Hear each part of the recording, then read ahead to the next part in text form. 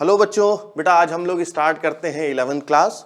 और 11th class की biology हम लोग स्टार्ट करेंगे। जो सबसे पहला चैप्टर है इसे स्टार्ट करेंगे वो हमारा है द लिविंग वर्ल्ड। बच्चों ये काफ़ी छोटा चैप्टर है, काफ़ी आसान चैप्टर है, बहुत ये ट्रिकी नहीं है, बहुत बहुत सिंपल, बहुत आसान सा चैप्टर है। इस चैप्टर में दो पार्ट है, दो कैटेगरी है। सबसे पहले इस चैप्टर में ये डिस्कशन किया गया है कि किसी भी ऑब्जेक्ट को, किसी भी चीज़ को आप लिविंग कब कह सकते हैं और कब उसे नॉन लिविंग कह सकते हैं, यानी कोई चीज़ लिविंग किस कंडीशन की वजह से होती है और नॉन लिविंग कब होती है, इस बात पे हम लोग डिस्कशन करेंगे। यानी अगर मैं ये बात कहूँ कि ह्यूमन अगर लिविंग है तो क्या रीज़न है, क्या उसमें ग्रोथ होती है, रिप्रोडक्शन है, कॉन्शियसनेस है, सेलुलर ऑर्गेनाइजेशन कैसा है, या उसमें मेटाबॉलिज्म है, इन चीज़ों की वजह से हम ये कह सकते हैं कि ह्यूमन लिविंग ऑर्गेनिज्म है। और अगर मैं कहूँ कि कोई माउंटेन है, कोई पहाड़ है, और उससे अगर हम ये कह रहे हैं कि ये नॉन लिविंग है, तो क्या कंडीशंस होती है जिसकी बेसिस पे हम ये कहते हैं कि वो नॉन लिविंग है। ठीक है बच्चों, तो पहले हम लोग ये डिस्कस करेंगे, उसके बाद हम लोग दूसरा टॉपिक पे जाएंगे। दूसरे टॉपिक जो इस चैप्टर का है वो है टैक्सोनॉमी। वहां पर हम लोग डिस्कस करेंगे कि टैक्सोनॉमिक कैटेगरीज क्या होती हैं, यानी किंगडम, स्पीशीज, क्लास, ये सारी चीज़ें क्या होती हैं। टैक्सोनॉमिक एड्स क्या होते हैं, टैक्सोनॉमी के बेनिफिट क्या है, इस पे हम लोग डिस्कस करेंगे। और टैक्सोनॉमी में ही बच्चों एक टॉपिक है नोमेनक्लेचर, और उसमें भी बाइनोमियल नोमेनक्लेचर क्या होता है, ये सारी चीज़ों पे बच्चों हम लोग आज के चैप्टर में डिस्कस करते हैं। तो सबसे पहले स्टार्ट करते हैं कि किस बेसिस पे आप किसी को लिविंग ऑर्गेनिज्म कह सकते हैं, नॉन लिविंग कहते हैं। उसमें जो पहली कंडीशन है बच्चों वो क्या है, वो है हमारी ग्रोथ, है ना। अगर किसी भी ऑब्जेक्ट में ग्रोथ हो रही है, अगर किसी भी ऑब्जेक्ट में ग्रोथ हो रही है, तो क्या इस बेसिस पे आप किसी को लिविंग कह सकते हैं? नहीं, क्योंकि आप ये देखेंगे कि बहुत बार ऐसा भी आप देखेंगे बच्चों कि पहाड़ की साइज बढ़ रही है, बढ़ती है भाई। पहाड़ पे अगर कहते स्टोन्स अगर डिपॉजिट होने लगे तो उसकी साइज बढ़ नहीं जाएगी। या अगर आपने कहीं बालू रख रखा है, मतलब सैंड, और अगर उसने अपने साइज को बढ़ा लिया, कैसे, कहीं से धूल अगर आए और वहां पर इकट्ठी होने लगे तो जाहिर सी बात क्या होगा, वो अपनी साइज बढ़ा लेगा। तो क्या इस बेसिस पे आप उसे लिविंग कह सकते हैं? नहीं लिविंग कह सकते। ठीक है, जरा देखते हैं हम लोग। तो ऑल लिविंग ऑर्गेनिज्म ग्रो, जितने भी लिविंग ऑर्गेनिज्म है वो अपनी साइज को बढ़ाते हैं। डेड ऑर्गेनिज्म जो होते हैं, जैसे ह्यूमन ही है, क्या अपनी साइज को बढ़ाते हैं? नहीं। तो dead organism do not grow. अगर ग्रोथ को डिफाइन करना हो तो दो इंपॉर्टेंट फीचर्स होते हैं। पहला क्या, increase in number of individual, यानी अपना नंबर बढ़ाए, है ना। और दूसरा इंक्रीज इन मास। ये दो चीजें हैं, ये दो मेन फीचर है किसके, ग्रोथ के। कि अगर आप ये कह रहे हैं कि कहीं ग्रोथ हो रही है तो इसका मतलब ये है कि वहां पर दो चीज है। क्या एक चीज बच्चों, पहला कि इंक्रीज इन इंडिविजुअल, पहली चीज। और दूसरी चीज बच्चों क्या है, इंक्रीज इन मास, अपना वो साइज, अपना वेट, अपना मास बढ़ा रहे हैं। लिहाजा इन दो चीजों के बेसिस पे आप ये कह सकते हैं कि बच्चों ये दो इंपॉर्टेंट कैरेक्टरिस्टिक्स होती है ग्रोथ की। ठीक है, अब नेक्स्ट आती है प्लांट में जो बच्चों जो ग्रोथ होती है वो अनलिमिटेड ग्रोथ होती है, लिमिटेड नहीं होती, अनलिमिटेड ग्रोथ होती है। क्यों? क्योंकि बच्चों प्लांट के पास मेरिस्टेमेटिक सेल्स होती हैं, कहां पर, रूट टिप पे एंड शूट टिप पे। अब आप पूछेंगे मेरिस्टेमेटिक सेल्स क्या होती हैं? बच्चों आप लोगों ने 11th क्लास में 9th क्लास में आप लोगों ने पढ़ा होगा कि जो मेन जो डिवाइडिंग सेल प्लांट की बॉडी में होती है वो कौन सी होती है? मेरिस्टेमेटिक टिश्यू होता है। देखिए अगर मान लीजिए एक रफ सा मैं डायग्राम बनाऊं प्लांट का, ये एक रफ सा अगर मैं डायग्राम बनाऊं तो मैंने क्या कहा, मेरिस्टेमेटिक टिश्यू कौन सी टिश्यू होती है बच्चों? ये मेन डिवाइडिंग टिश्यू होती है, ये मेन डिवाइडिंग सेल्स होती हैं। मेन डिवाइडिंग सेल्स होती है कहां पाई जाती है बच्चों? ये शूट के टिप पे यहां पाई जाती है, या वो रूट के टिप पे पाई जाती है। और इसी की वजह से प्लांट अपने लंबाई में बढ़ता है, ऊपर की तरफ भी और नीचे की तरफ भी। बात समझ में आ गया? तो प्लांट में अनलिमिटेड डिवीजन होता है, और उसका रीजन क्या है बच्चा? उसका रीजन है बच्चों मेरिस्टेमेटिक टिश्यू। और ये मेरिस्टेमेटिक टिश्यू शूट के एपेक्स पे पाया जाता है एंड रूट के एपेक्स पे पाया जाता है, जिसकी वजह से ये प्लांट को ऊपर भी ग्रो कराता है और नीचे की तरफ, मतलब रूट की तरफ भी वो ग्रो कराता है। ठीक है, आगे देखते हैं। लेकिन अगर ह्यूमन के केस में देखा जाए तो वहां बच्चों अनलिमिटेड ग्रोथ नहीं होती है। In animal growth is limited. हमारे यहां ग्रोथ कैसी होती है? लिमिटेड होती है and stop after attaining particular age. ये बात सही है। देखिए, जब हम ग्रोइंग एज में होते हैं, यानी जब हम अभी टीन वाली एज में होते हैं, या अभी हम समझिए 6 साल, 8 साल, 10 साल, 15 साल, 18 साल के आसपास तक की जो एज होती है, वो ग्रोइंग एज होती है, जिसमें हमारी सेल्स बहुत ज़्यादा तेजी से डिवाइड करती हैं और हम हर लिहाज से ग्रो करते हैं बच्चों। ठीक, हर लिहाज से ग्रो करते हैं। लेकिन जब थोड़ा एज ज़्यादा होने लगती है, 40-45 प्लस में जब हम पहुंच जाते हैं, तो अब उसके बाद हमारी ग्रोथ बंद हो जाती है। ठीक है बच्चों, तो इसीलिए हमारे यहाँ क्या होता है, मतलब अगर एनिमल्स में बात किया जाए तो वहां पर क्या होता है बच्चों, ग्रोथ एक एज के बाद जाके रुक जाती है। लेकिन प्लांट्स में मैंने बताया, प्लांट्स में ग्रोथ हमेशा होती है। वो कोई ऐसा नहीं होती कि एक एज के बाद प्लांट में ग्रोथ रुक गई, ऐसा नहीं होता। ठीक है, आगे चलते हैं। लेकिन अगर हायर प्लांट्स और एनिमल्स में growth and reproduction is mutually exclusive event. Important चीज है, ग्रोथ है ना, ग्रोथ एंड रिप्रोडक्शन दोनों कैसा है बच्चों, एक दूसरे से म्यूचुअली एक्सक्लूसिव इवेंट होता है। नेक्स्ट आ जाओ बच्चों, if we consider increase in mass as a criteria for growth, non living thing also show growth. देखिए, मैंने शुरू में बात मैंने की पहाड़, मैंने माउंटेन का एग्जाम्पल दिया, मैंने एग्जाम्पल दिया कि मान लो कोई बालू है, कोई सैंड है, एक जगह कहीं रखा हुआ है, तो वही कह रहा है कि अगर मान लीजिए, अगर मान लीजिए किसी को लिविंग कहा जा रहा हो और उसको ग्रोथ के बेसिस पे कहा जा रहा है, तो इस तरह से जो नॉन लिविंग थिंग्स होते हैं ऑल्सो शो ग्रोथ, उनमें भी ग्रोथ होती है।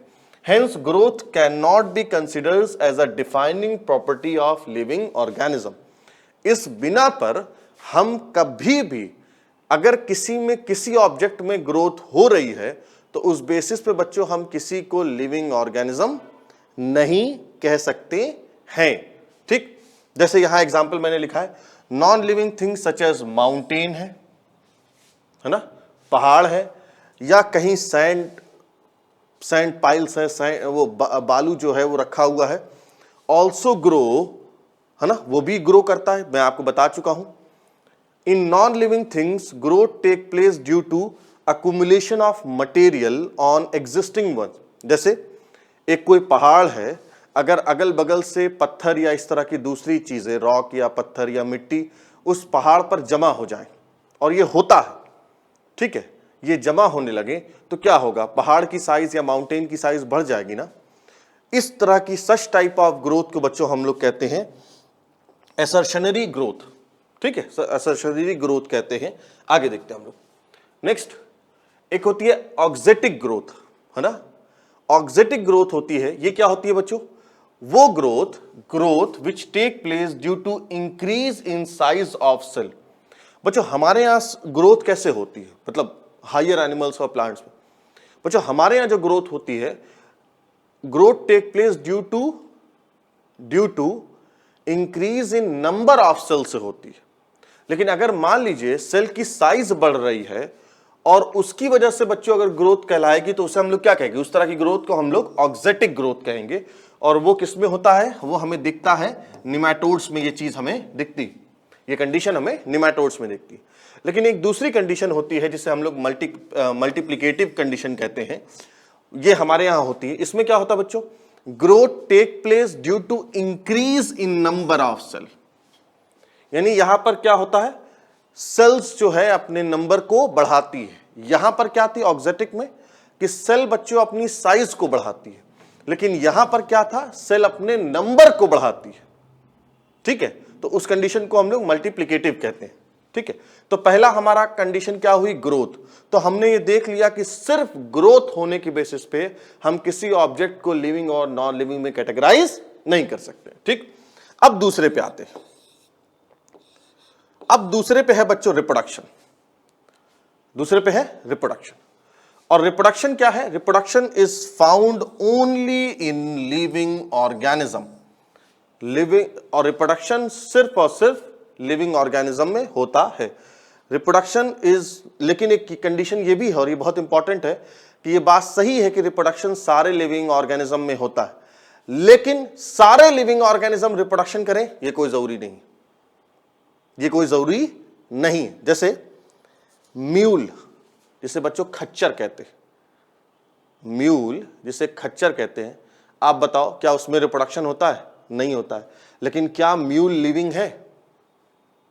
म्यूल लिविंग होता है? आप कहेंगे हाँ लिविंग तो होता ही है, लेकिन उसमें रिप्रोडक्शन नहीं होता। तो ये बात सही है कि रिप्रोडक्शन सारे लिविंग ऑर्गेनिज्म में होता है, लेकिन सारे लिविंग ऑर्गेनिज्म में रिप्रोडक्शन नहीं होता है। ठीक है, reproduction is not found in all living organism, thus reproduction is not the defining feature of living organism. ठीक है, जैसे एक एग्जांपल देखो बच्चों, एग्जांपल जैसे मैं यहां दे रहा हूं कि reproduction is essential for continuity of species, इसमें कोई दो राय नहीं है। अगर किसी स्पीशीज की को धरती पे रहना है और अपने नंबर को बढ़ाना है और अपने एग्जिस्टेंस को मेंटेन करना है, तो उसके लिए जरूरी है कि वो रिप्रोडक्शन करे, यानी अपने नंबर को बढ़ाए। लेकिन बच्चों मैं जो अभी आपसे बात कर रहा था कि बहुत से लिविंग ऑर्गेनिज्म बच्चों ऐसे होते हैं, जैसे बी में, हनी बी में वर्कर बी होता है। आपको पता है बच्चों, हनी बी में 3 तरह की कैटेगरी होती है, 3 तरह की हनी बी होती, जो पूरे छत्ते में ना 3 तरह की हनी बी होती। एक सिंगल होती है क्वीन, जिसका मेन काम ही रिप्रोडक्शन का होता है। ठीक है, पढ़ा होगा शायद आप लोगों ने। दूसरा होता है वर्कर, और तीसरा होता है ड्रोन, जो मेल होता है, ड्रोन। ठीक है, इनमें जो वर्कर बी होती है बच्चों, क्या ये लिविंग नहीं होती है? होती है, लेकिन उसके बाद भी बच्चों ये कैसी होती है? ये रिप्रोडक्शन नहीं करती है, स्टेराइल होती है। इसी तरीके से बच्चों ये स्टेराइल होती है।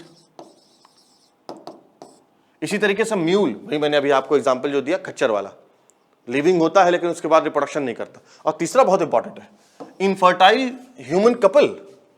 भाई बहुत से आप लोग आपके अपनी सोसाइटी में, आपके अपने घर में, अगल बगल पड़ोस में आप देखेंगे बहुत से ऐसे लोग होते हैं जिनके बच्चे नहीं होते, बच्चे नहीं पैदा होते हैं उनसे, है ना, वो इनफर्टाइल कपल कहलाएंगे। लेकिन क्या वो लिविंग नहीं है? लिविंग तो है ना भाई। ठीक है बच्चों, वो लिविंग है लेकिन वो रिप्रोडक्शन नहीं कर पा रहे हैं। बात समझ में आ गया? ठीक है, तो यानी ये बात हमें समझ में आ गई है कि जो रिप्रोडक्शन जो है ये कोई डिफाइनिंग फीचर नहीं होती है लिविंग ऑर्गेनिज्म की। तो पहली हम लोगों ने क्या पढ़ा? ग्रोथ। बच्चों ग्रोथ होना ये भी लिविंग ऑर्गेनिज्म की कोई फीचर नहीं है। और दूसरा हमने क्या पढ़ा? रिप्रोडक्शन। ठीक, चलो तीसरा, अब तीसरे पे आते हैं। ये है हमारा सेलुलर ऑर्गेनाइजेशन। सेलुलर ऑर्गेनाइजेशन का मतलब ये होता है सेल का अपना ऑर्गेनाइजेशन, सेल का अपना, सेल के अंदर जो चीजें होती हैं वो सेलुलर ऑर्गेनाइजेशन होगा। बच्चों आपको ये बात पता है कि जो सेल हमारी होती है वो बहुत से एटम और मॉलिक्यूल से मिलके बनी होती है। एटम और मॉलिक्यूल से मिलके बच्चों हमारे, आपको पता है कि एटम और मॉलिक्यूल जब आपको मिलेंगे तो क्या बना लेंगे? ऑर्गेनेल्स बना लेंगे, है ना। बहुत सी जब ऑर्गेनेल्स आपस में मिलेंगे बच्चों सेल बना लेंगे। जब बहुत सी आपस में सेल मिलती हैं तो टिश्यू बनाती हैं। टिश्यू बच्चा फिर क्या बनाता है? ऑर्गन बनाता है। ऑर्गन फिर क्या बनाता है? ऑर्गन सिस्टम बनाता है बच्चों। और ऑर्गन सिस्टम क्या बनाता है? एक कोई कंप्लीट इंडिविजुअल बना लेता है। ठीक है, यही तो होता है। बोलो बच्चों, यही तो होता है। बहुत से एटम और मॉलिक्यूल मिलके कोई एक सेल का कोई कंपार्टमेंट बनाते हैं, जैसे माइटोकॉन्ड्रिया बनाया उन्होंने, क्लोरोप्लास्ट बनाया उन्होंने, इंडोप्लाज्मिक रेटिकुलम, लाइसोसोम, ये सारी चीजें बनाई, दैट इज कॉल्ड ऑर्गेनेल्स। बहुत सी ऑर्गेनेल्स जब मिले तो उन्होंने एक सेल बना दिया। बहुत सी सेल मिली, टिश्यू, फिर ऑर्गन सिस्टम और कोई इंडिविजुअल तक कंप्लीट बन जाता है। ये तो होता है। तो ये सेलुलर ऑर्गेनाइजेशन है।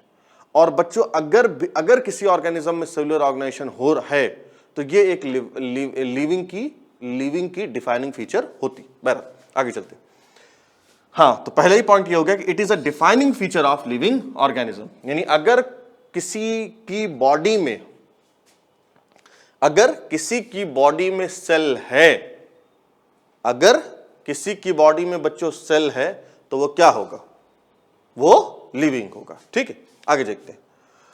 प्रॉपर्टीज ऑफ सेलुलर ऑर्गेनेली, यानी यही cellular organelle are not present in molecular constituent of a family but arise as a result of interaction among the molecular constituent. ठीक है बच्चों, जब ये मॉलिक्यूलर कॉन्स्टिट्यूएंट आपस में इंटरैक्ट करते हैं तो ये क्या बनती है, और एक ऑर्गेनेली बनती है। ठीक है, among the molecular constituent. Next क्या है, property of a tissue are not present in constituent of cell but arise, लेकिन जब बहुत सी सेल आपस में इंटरैक्ट करती हैं तब जाके वो क्या बनाती हैं, टिश्यू बनाती, but arise as a result of interaction among the constituent cell. और यही फिर चीज बच्चों ऑर्गन के लिए है। मैंने स्टार्ट किया ऑर्गेनेली से, मैं फिर पहुंचा हम लोग सेल पे, और सेल से हम टिश्यू पे।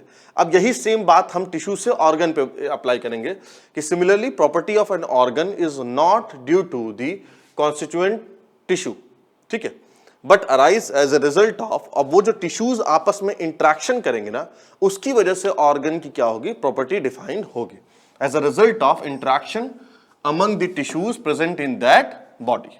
ठीक है बच्चों, तो अब तीसरा हमारा क्या होगा, सेलुलर ऑर्गेनाइजेशन, यानी जिस भी ऑर्गेनिज्म में सेल होगा, जिस भी ऑर्गेनिज्म में, चाहे वो यूनिसेलुलर हो चाहे वो मल्टीसेलुलर हो, अगर किसी ऑर्गेनिज्म में सेल है बच्चों तो वो कैसी होगी, वो लिविंग होगी। और ये लिविंग होना, किसी और लिविंग ऑर्गेनिज्म में सेल होना, ये एक उसकी डिफाइनिंग फीचर होती है। ठीक है बच्चों, अब चौथा है हमारा मेटाबॉलिज्म।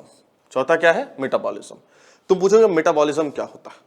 बच्चों, हमारी बॉडी में पाए जाने वाले जितने भी रिएक्शंस होते हैं, हमारे से मुराद मतलब सिर्फ ह्यूमन नहीं है, वो एनिमल भी है, वो प्लांट भी है, यानी कोई भी लिविंग ऑर्गेनिज्म, उनमें पाए जाने वाले जो भी केमिकल रिएक्शंस होते हैं वो सारे क्या होते हैं, मेटाबॉलिज्म होते हैं। ठीक है, उस सारे को मिला के हम लोग मेटाबॉलिज्म कहते हैं। ठीक है बच्चों, और तुम्हें पता है कि मेटाबॉलिक रिएक्शंस दो तरह के होते हैं, एक होता है एनाबॉलिज्म या एनाबॉलिक, और एक होता है बच्चों कैटाबॉलिक होता है। अब अगर किसी भी सेल में या किसी भी ऑब्जेक्ट में अगर मेटाबॉलिज्म हो रहा है, चाहे वो कैटाबॉलिक हो, चाहे वो एनाबॉलिक हो, और चाहे वो एम्फीबॉलिक हो, अगर किसी भी ऑर्गेनिज्म में बच्चों मेटाबॉलिज्म हो रहा है तो ये वो स्ट्रक्चर कैसा होगा या वो ऑब्जेक्ट कैसा होगा, वो एक लिविंग बॉडी होगी। ठीक है, अब इसमें मैंने कैटाबॉलिक एनाबॉलिक कह दिया, क्या मतलब? एनाबॉलिक का मतलब होता है बच्चों कोई लार्ज, कोई छोटी बहुत सी छोटी चीजों को मिला के आप कोई बड़ी चीज बना दीजिए, उसे हम लोग एनाबॉलिक रिएक्शंस कहेंगे या एनाबॉलिज्म कहेंगे।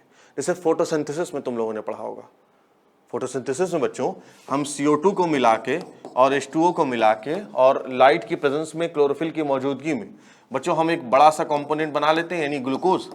तो ये किसका एग्जाम्पल हुआ था, एनाबॉलिज्म का, है ना। तो मैंने आपसे क्या कहा कि हमारी बॉडी में पाए जाने वाले जितने भी रिएक्शंस होंगे वो सारे मेटाबॉलिज्म कहलाएंगे। ठीक, कैटाबॉलिक क्या होता है? कैटाबॉलिक बच्चों आप लोगों ने पढ़ा, कैटाबॉलिक का मतलब होता है कोई मतलब कॉम्प्लेक्स सब्सटेंस हो और उसका ब्रेक डाउन कर सके, ब्रेक डाउन करके हम छोटे छोटे सब्सटेंस में कन्वर्ट कर सके। जैसे डाइजेशन आ जाएगा तुम्हारा, कैटाबॉलिक होता है। रिस्पायरेशन हो जाएगा बच्चों, रिस्पायरेशन में हम लोग क्या करते हैं, जो ग्लूकोज है, ये ग्लूकोज है, उसको हम लोग ऑक्सीजन की मौजूदगी में तोड़ देते हैं। यही तो करते हैं, किस में तोड़ते हैं, CO2 में, है ना, CO2 में तोड़ते हैं, H2O में तोड़ते हैं और ATP बनाते हैं। याद आ रहा है, ATP बनाते हैं। तो ये होता है बच्चों मेटाबॉलिज्म। ठीक है, देखो sum total of reactions taking place in our body is called metabolism. Metabolism दो तरह का होता है बच्चों, एनाबॉलिज्म मतलब मैंने आपको बताया कि सिंपल सब्सटेंसेस, छोटे छोटे सब्सटेंसेस, सिंपल सब्सटेंसेस आपस में मिलके अगर कोई एक बड़ा सा एक कॉम्प्लेक्स सब्सटेंस बना देते हैं तो वो एनाबॉलिज्म होता है। और कैटाबॉलिज्म क्या होता है बच्चों, कोई बड़ा सा सब्सटेंस टूट के सिंपल सब्सटेंस बना ले तो वो कैटाबॉलिज्म क्या होता है। ठीक है, अच्छा, मैंने अभी आपसे बोल ही दिया कि metabolism is defining feature of all living organism and no non living organism exhibit metabolism. यानी अगर कोई बॉडी में, कोई ऑब्जेक्ट में अगर मेटाबॉलिक रिएक्शंस पाए जा रहे हैं तो इसका मतलब वो लिविंग है। और अगर कोई नॉन लिविंग बॉडी है, नॉन लिविंग ऑर्गेनिज्म भी है, यानी अगर हम जब मर जाएंगे तो याद रखिएगा हमारी बॉडी के सारे रिएक्शंस उसी वक्त क्या होते हैं, स्टॉप हो जाते हैं। प्लांट की जैसे ही डेथ होती है उसी वक्त उसके बॉडी में जितने भी मेटाबॉलिक रिएक्शंस होते हैं बच्चों, वो सारे क्या होते हैं, स्विच ऑफ हो जाते हैं, बंद हो जाते हैं। ठीक, तो ये तीसरा हो गया। अब चौथा है कॉन्शियसनेस। कॉन्शियस, लफ्ज कॉन्शियस का क्या मतलब होता है? कॉन्शियसनेस मतलब क्या होता है? कॉन्शियसनेस मतलब होता है बच्चों कि हम अब हमारी जो सराउंडिंग है ना, जो हमारी सराउंडिंग है, अगल बगल सराउंडिंग को हम रिस्पॉन्स कर सके। एक तो उनको पहले हम मतलब सेंस कर सके, हम उन्हें महसूस कर सके, है ना, और उसके बाद उसके लिहाज से हम उसको रिस्पॉन्ड कर सके, हम जवाब दे सके। तो ये क्या होता है? कॉन्शियसनेस। और कॉन्शियसनेस बच्चों जो होती है, ये मेन फीचर होती है लिविंग ऑर्गेनिज्म की। ठीक, तो ability of organism to sense, पहले महसूस करे, उसके बाद फिर कोई रिस्पॉन्ड करे, to sense the surrounding and उसके बाद फिर बच्चों रिस्पॉन्स कर सके। मैंने क्या बताया? पहले उसे सेंस करे, उसे महसूस करे अपने सराउंडिंग्स को, और फिर दूसरी बात क्या बच्चों? रिस्पॉन्ड करे, है ना, उसके उस लिहाज से फिर जवाब दे। ये होता है कॉन्शियसनेस, है ना। Every living organism has consciousness. ठीक है बच्चों, it is most obvious and complicated feature of living organism and only human has self consciousness, यानी अवेयर ऑफ हिमसेल्फ, है ना बच्चों, अवेयर ऑफ, ये सिर्फ ह्यूमन के अंदर ये प्रॉपर्टी है। Living organism are self replicating. आपको ये बात पता है कि ह्यूमन जो है वो सेल्फ रेप्लिकेटिंग होता है। सिर्फ ह्यूमन ही नहीं, एनिमल भी सेल्फ रेप्लिकेटिंग है, प्लांट भी सेल्फ रेप्लिकेटिंग है, ये सारे सेल्फ रेप्लिकेट कर सकते हैं। तुम पूछोगे कि सेल्फ रेप्लिकेटिंग का क्या मतलब है, किस सेंस में ये सेल्फ रेप्लिकेटिंग कहा जा रहा है? देखो बच्चों, सेल्फ रेप्लिकेटिंग का मतलब होता है अपनी जैसी ये कॉपी बना सकता है। जब अपनी जैसी कॉपी बना रहा है तो असल में ये दो सेंस में ये बात कर रहे हैं। एक तो ये कि जो डीएनए होता है ना, वो अपना जैसा डीएनए की कॉपी बना सकते हैं। और तुम्हें पता है कि हम पूरा जो लिविंग ऑर्गेनिज्म है वो है क्या? जीन का ही तो एक्सप्रेशन है। बट चाहे कोई प्लांट देख लो तुम, चाहे एनिमल देख लो, चाहे ह्यूमन देख लो, वो एक इंडिविजुअल है क्या? डीएनए का एक्सप्रेशन है, या कह लो डीएनए से छोटी चीज होती है जीन, जीन का एक्सप्रेशन है। तो यानी वो सेल्फ रेप्लिकेट करता है, यानी एक तो वो डीएनए को रेप्लिकेट करता है, या फिर इस सेंस में भी हम कह सकते हैं कि वो अपने जैसा दूसरा ऑर्गेनिज्म बनाता है रिप्रोडक्शन के जरिए। Self replicating, evolving in time, यानी अपने आप को इन्वायरमेंट जैसे जैसे चेंज होता है उसके लिहाज से बच्चों वो क्या करता है? इवॉल्व भी करता है ना, इवॉल्व भी करता है, अपने अंदर वेरिएशन पैदा करता है। और आपको ये बात पता है बच्चों, आप लोगों ने शायद पढ़ रखा होगा कि सेक्सुअल रिप्रोडक्शन के जरिए से वेरिएशन आता है, और वेरिएशन से फिर क्या होता है? एवोल्यूशन आता है। तो evolving in time and self regulating interacting system capable of responding to external stimuli, है ना।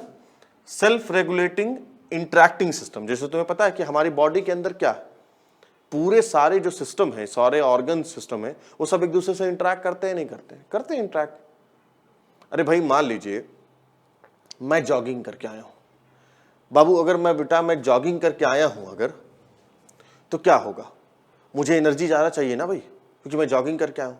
अगर मुझे एनर्जी ज्यादा चाहिए, इसका मतलब क्या है कि मेरी सेल्स के अंदर जो फूड सब्सटेंसेस हैं, या अगर मैं उसको आसान भाषा में कहूँ ग्लूकोज है, जल्दी से उसका ब्रेकडाउन किया जाए और एटीपी बनाया जाए, एनर्जी बनाया जाए। लेकिन उसको तोड़ने के लिए मुझे ज़्यादा ज़्यादा क्या चाहिए? ऑक्सीजन चाहिए, क्योंकि आपको पता है कि रिस्पायरेशन प्रोसेस में जो फूड ऑब्जेक्ट या फूड स्टफ का ब्रेकडाउन होता है वो रिस्पायरेशन करता है। तब मेरी बॉडी क्या करेगी? ज़्यादा ज़्यादा सांस लेगी, ज़्यादा ज़्यादा ब्रीदिंग करेगी, ताकि ज़्यादा ज़्यादा वो ऑक्सीजन को खींच सके। जब बेटा वो ज़्यादा ब्रीदिंग करने की कोशिश करेगी, यानी मेरा जो पूरा रेस्पिरेटरी और ब्रीदिंग सिस्टम है वो हरकत में आ जाएगा। जब ब्रीदिंग सिस्टम हरकत में आएगा, है ना, और रेस्पिरेटरी सिस्टम हरकत में आएगा, तो बेटा हमारा जो वो पूरा जो सर्कुलेटरी सिस्टम है वो भी हरकत में आएगा। जब सर्कुलेटरी सिस्टम फंक्शनल हो जाएगा या तेज फंक्शन करने लगेगा तो हमारा जो ये जो पूरा एक्सक्रीटरी सिस्टम होता है जिसमें किडनी इंक्लूड होती है वो सारा एक्टिव हो जाएगा। तो आप ये देख रहे हैं कि एक चीज को रिस्पॉन्ड करना था, किस चीज को, कि सांस ज्यादा ले रहे हैं, क्यों, ज्यादा एनर्जी चाहिए। उसके लिए बॉडी के 3-4 जो सिस्टम होते हैं, 3-4 सिस्टम है, उन सब ने क्या किया, आपस में इंटरेक्ट किया, है ना, ताकि उसका वो मतलब जो एनर्जी चाहिए उसके लिए वो काम कर सके। ठीक है बच्चों, तो ये होता है। मैंने आप लोगों को बच्चों 5 बातें बताई। एक तो सबसे पहले मैंने ग्रोथ बताया, है ना, सबसे पहले ग्रोथ, फिर मैंने रिप्रोडक्शन बताया, है ना, फिर बच्चों मैंने सेलुलर ऑर्गेनाइजेशन बताया, उसके बाद बच्चों मैंने आप लोगों को मेटाबॉलिज्म बताया, और सबसे लास्ट में मैंने आपको कॉन्शियसनेस बताया। ठीक है ना। मैंने आपको बताया कि किसी लिविंग ऑर्गेनिज्म सिर्फ ग्रोथ के बेसिस पे आप नहीं बता सकते हैं कि वो लिविंग ऑर्गेनिज्म है या नहीं है। ठीक, रिप्रोडक्शन के बेसिस पे आप बता सकते हैं, लेकिन एक कंडीशन मैंने क्या बताया कि जितने भी लिविंग ऑर्गेनिज्म होते हैं ये जरूरी नहीं है कि वो क्या करें, रिप्रोडक्शन करें। ये भी सही बात थी कि रिप्रोडक्शन सिर्फ और सिर्फ किस में पाया जाएगा, लिविंग ऑर्गेनिज्म में। ठीक बच्चों, लेकिन ये जरूरी नहीं है कि सारे लिविंग ऑर्गेनिज्म रिप्रोडक्शन कर सके। जैसे एग्जांपल दिया मैंने, म्यूल का दिया, इनफर्टाइल कपल का दिया। ठीक है, तीसरा क्या था, सेलुलर ऑर्गेनाइजेशन के बेसिस पे हम ये कह सकते हैं कि कोई लिविंग ऑर्गेनिज्म है अगर उसमें कोई सेलुलर ऑर्गेनाइजेशन है। चौथा, अगर मेटाबॉलिज्म हो रहा है, कोई मेटाबॉलिक रिएक्शन उसकी बॉडी में पाया जा रहा है, तो उसके बेसिस पे भी हम कह सकते हैं कि वो लिविंग ऑर्गेनिज्म है। और अगर वो कॉन्शियस है, अपने इन्वायरमेंट से कॉन्शियस है और उससे रिस्पॉन्ड भी कर रहा है, तो उस बेसिस पे बच्चों हम लोग क्या कह सकते हैं कि ऑर्गेनिज्म जो है वो कैसा है, लिविंग है। ठीक है, तो ये तो एक टॉपिक हो गया इस चैप्टर का, आसान है, बहुत ज्यादा कोई ट्रिकी नहीं है। ठीक है, अब जो दूसरे टॉपिक पे चलते हैं बच्चों, जो इंपॉर्टेंट है और जिससे क्वेश्चन भी आते हैं। अच्छा, पहले एक बात बोल दूं तुम लोग को, इस टॉपिक के कुछ पार्ट ऐसे हैं, टैक्सोनॉमी के पूरे टॉपिक से कुछ पार्ट बच्चों ऐसे हैं जो मैं इस चैप्टर में बताऊंगा। इसके कुछ पार्ट ऐसे हैं, कुछ पॉइंट ऐसे हैं, कुछ पार्ट ऐसे हैं जो हम लोग सेकंड चैप्टर मतलब बायोलॉजिकल क्लासिफिकेशन और थर्ड चैप्टर मतलब प्लांट किंगडम में भी हम लोग डिस्कस करेंगे। ठीक, मैंने क्या कहा कि इस चैप्टर के कुछ पोर्शन हम लोग सेकेंड चैप्टर में भी और थर्ड चैप्टर में भी डिस्कस करेंगे, क्योंकि आपके एनसीईआरटी में इसी क्रम में दिया है, लिहाजा मैं उसी क्रम को, इसी सीक्वेंस को ही फॉलो कर रहा हूं। चलो आगे चलते हैं। टैक्सोनॉमी क्या होता है? टैक्सोनॉमी क्या होता है बच्चों? टैक्सोनॉमी देखो एक ब्रांच ऑफ बायोलॉजी है। ठीक है, जिसमें हम ये पढ़ते हैं कि किसी ऑर्गेनिज्म को कैसे क्लासिफाई किया गया है, सबसे पहले उसको आइडेंटिफाई किया गया है, उसको क्लासिफाई किया गया है, उसको कैसे नामकरण यानी नोमेनक्लेचर दिया जाता है। ये सारी बातें जो है वो टैक्सोनॉमी में पढ़ते हैं। टैक्सोनॉमी का बच्चों सबसे पहले कॉन्सेप्ट जो था, ऐसे तो देखो क्लासिफिकेशन का कॉन्सेप्ट तो बहुत पहले से आ रहा है। सबसे शुरू में अरिस्टोटल ने क्लासिफाई किया एनिमल को भी, फिर उसके बाद उनके एक स्टूडेंट थे थियोफ्रास्टस, उन्होंने प्लांट को क्लासिफाई किया। इस तरीके से चला आ रहा है। लेकिन मॉडर्न टाइम में क्लासिफिकेशन सबसे पहले बच्चों कार्लोस लीनियस ने दिया, इसीलिए हम लोग he is called the father of taxonomy, Carlos Linnaeus. लेकिन टैक्सोनॉमी का टर्म जो दिया था वो एक साइंटिस्ट थे एपीडी कैंडोल, उन्होंने ये टर्म दिया था। तो टैक्सोनॉमी में क्या क्या चीजें आती हैं? कैरेक्टराइजेशन आता है, उसके बाद बच्चों आइडेंटिफिकेशन आता है, क्लासिफिकेशन आता है, और सबसे लास्ट में नोमेनक्लेचर आता है। यहां पर टॉपिक में आज के मतलब इस चैप्टर में बच्चों हम लोग नोमेनक्लेचर पढ़ेंगे, लेकिन क्लासिफिकेशन अभी हम लोग नहीं पढ़ेंगे। क्लासिफिकेशन, कुछ क्लासिफिकेशन बच्चों सेकंड चैप्टर में पढ़ेंगे और कुछ क्लासिफिकेशन हम लोग कहां पढ़ेंगे?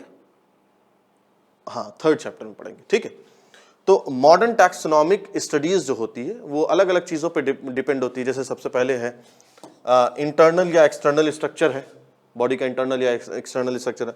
दूसरा बच्चों स्ट्रक्चर ऑफ सेल पे है, इकोलॉजिकल इंफॉर्मेशन पे है। तो ये सारी बेसिस पे हम टैक्सोनॉमिक स्टडीज करते हैं। ठीक है बच्चों, आगे चलते हैं हम लोग।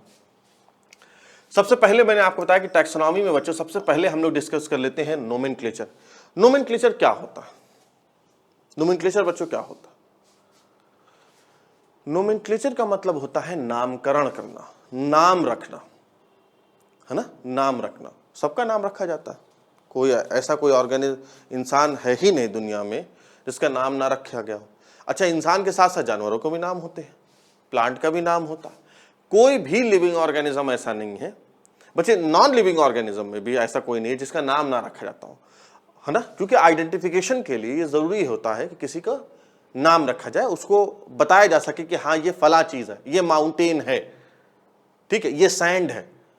तो चाहे लिविंग हो चाहे नॉन लिविंग हो, नाम तो रखा ही जाता है। अब नाम रखने का बेटा बायोलॉजिकल साइंस में दो तरीका होता है। एक तो होता है लोकल नेम, है ना, एक होता है लोकल नेम और एक होता है साइंटिफिक नेम। क्या मैंने बताया? एक होता है लोकल नेम और एक होता है साइंटिफिक नेम। लोकल नेम बच्चों जिसे हम लोग वर्नाकुलर नेम कहते हैं, वो क्या होता है, अलग अलग लैंग्वेज में, अलग अलग कल्चर में वो नाम चेंज होता रहता है। जैसे एक बहुत छोटी सी चिड़िया होती है बच्चों, जिसे स्पैरो कहते हैं, अब तो दिखती भी नहीं है बहुत ज्यादा। स्पैरो देखा होगा आप लोगों ने, स्पैरो। उसको हम, छोटी सी होती है और उड़ती है, इधर से उधर भागती रहती है, तो इसके बेसिस पे कुछ जगहों से फुरगुद्दी भी कहते हैं, है ना, फुरगुद्दी भी कहते हैं। आप चले जाएंगे तमिल लैंग्वेज में तो वहां पर उसका कुछ और नाम है। आप गुजरात में चले जाएंगे तो गुजराती में कुछ और नाम है, मलयाली में कुछ और नाम है, इंग्लिश में कुछ और नाम है, इंग्लिश में उसे स्पैरो कहते हैं, है ना। तो आपने देखा कि जैसे जैसे हम इलाका चेंज कर रहे हैं, कल्चर चेंज कर रहे हैं, रीजन चेंज कर रहे हैं, उस ऑब्जेक्ट का नाम चेंज हो रहा है, नहीं हो रहा है? हो रहा है। तो उसे बच्चों हम लोग लोकल या वर्नाकुलर नाम कहेंगे। लेकिन ये बड़ा कॉम्प्लिकेटेड होता है। क्यों? क्योंकि ये प्लेस टू प्लेस चेंज होता है, एक जगह से दूसरी जगह चेंज होता है, और ये एक तरह का कंफ्यूजन पैदा करता है। इसीलिए साइंटिफिक वर्ल्ड में क्या है, जितने भी लिविंग ऑर्गेनिज्म है ना, सबका एक साइंटिफिक नाम रख दिया गया, है ना। सबका बच्चों एक साइंटिफिक नाम रखा गया। उसका फायदा क्या है? उसका फायदा ये है कि हम कहीं पर भी चले जाएं, वो नाम ना चेंज हो। देखो, scientific name are based on scientific name are based on certain agreed principles and criteria. किसी प्रिंसिपल और क्राइटेरिया के बेसिस पे नाम रखा जाता है। साइंटिफिक जो नेम होते हैं वो कोई कंफ्यूजन पैदा नहीं करते हैं। क्यों? क्योंकि पूरी दुनिया में बच्चों वो एक ही होते हैं। और अगर आप प्लेस चेंज करेंगे, कल्चर चेंज करेंगे, लैंग्वेज चेंज करेंगे, तो इसकी वजह से उन नामों पे कोई चेंज नहीं आता। जैसे बच्चों आपको पता है कि ह्यूमंस का साइंटिफिक नेम क्या है? होमो सैपियंस है ना, होमो सैपियंस है। आपको पता है ये बात, है ना, आपको पता है।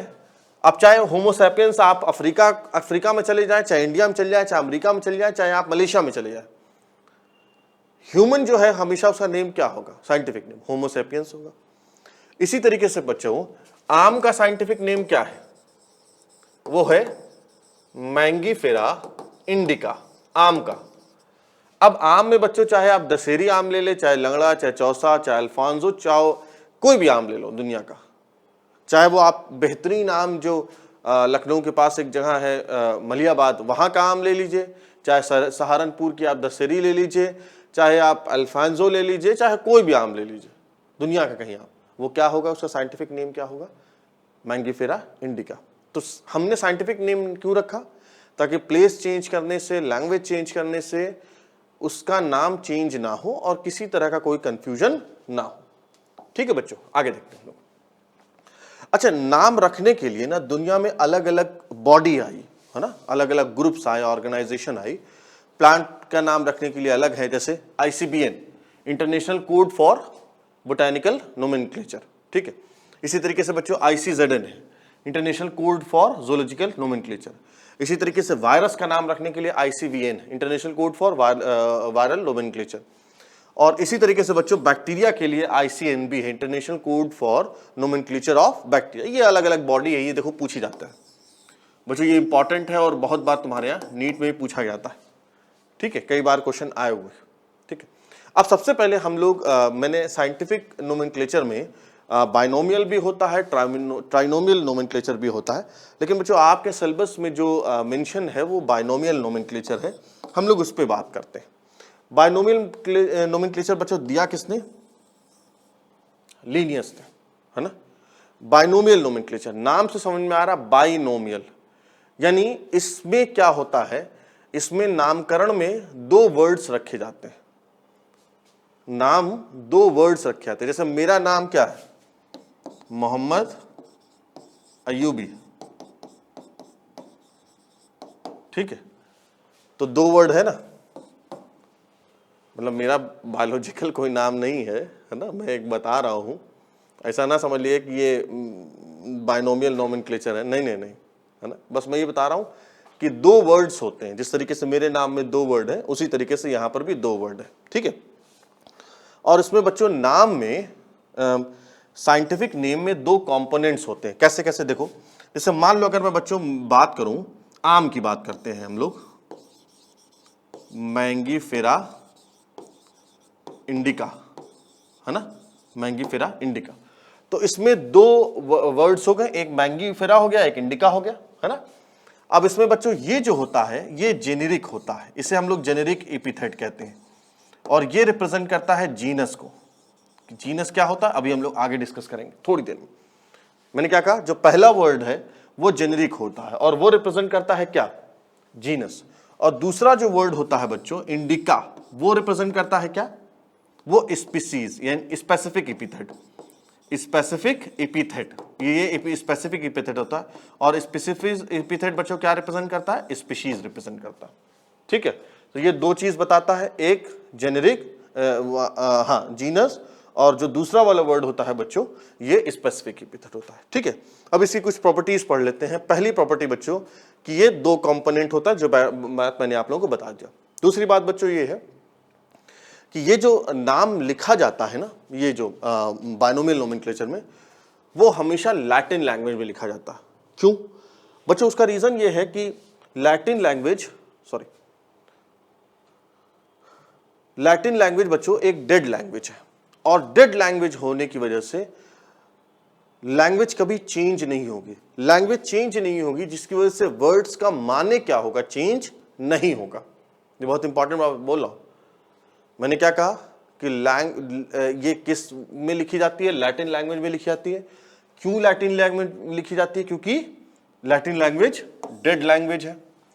डेड लैंग्वेज से क्या फायदा होता है? डेड लैंग्वेज से फायदा होता है बच्चा कि जैसे तुम्हें ये बात पता है कि जो ये जानते हैं आप लोग कि बच्चों वर्ड्स, जो कोई भी लैंग्वेज जो है वो चेंज होती है। जैसे आप किसी लैंग्वेज के एक्सपर्ट से पूछिए, चाहे वो इंग्लिश हो, हिंदी हो, उर्दू हो, संस्कृत हो, आज से 100 साल पहले कुछ अलग तरह के वर्ड्स थे, उन्हें आज अलग तरीके से प्रोनाउंस भी किया जाता है, उसके मतलब भी अलग निकल जाते हैं, है ना।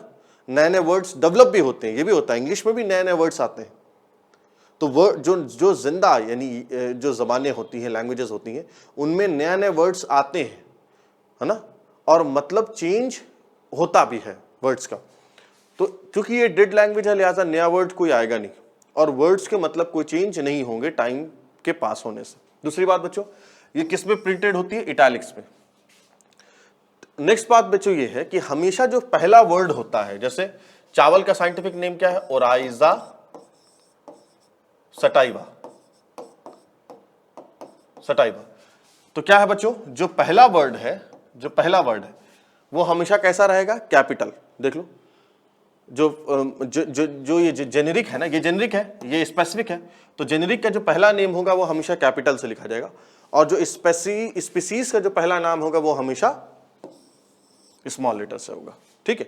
अब अगर मान लो बच्चों आपको किसी साइंटिस्ट का भी दिखाना है, जैसे मान लो मैं कहूं कि मैंगीफेरा इंडिका, ठीक है, और इसे डिस्कवर किया लीनियस ने, तो लीनियस का नाम मैं कैसे दिखाऊंगा? तो उसमें तरीका यह होता है कि name of the author is written in abbreviation, last में देखिए LINN में लिखा है, after specific epithet. Specific epithet के बाद में उनका नाम पूरा मेंशन नहीं करूंगा, वर्ड 4 वर्ड हम मेंशन करेंगे, जैसे मैंगीफेरा इंडिका लीनियस, ठीक है बच्चों, मैंगीफेरा इंडिका लीनियस। आगे चले। हाँ अच्छा, टैक्सोनॉमिक हायरार्की। टैक्सोनॉमिक हायरार्की क्या होता है बच्चों? देखो, अगर आप बायोडाइवर्सिटी जानते हैं, एक टर्म होता है बायोडाइवर्सिटी। आपको पता है बच्चों, दुनिया में बहुत अलग अलग भिन्न भिन्न प्रकार की प्रजातियां पाई जाती हैं। अलग अलग तरह की स्पीशीज होती हैं। अब उन स्पीशीज की कई कई हजार वेराइटीज होती हैं।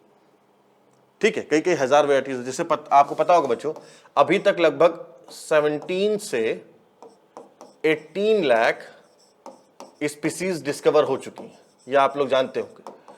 17 से 18 लाख स्पीशीज डिस्कवर हो चुकी हैं, including plant and animal. Plant animal की स्पीशीज को मिला के लगभग 18 लाख स्पीशीज डिस्कवर हो चुकी है।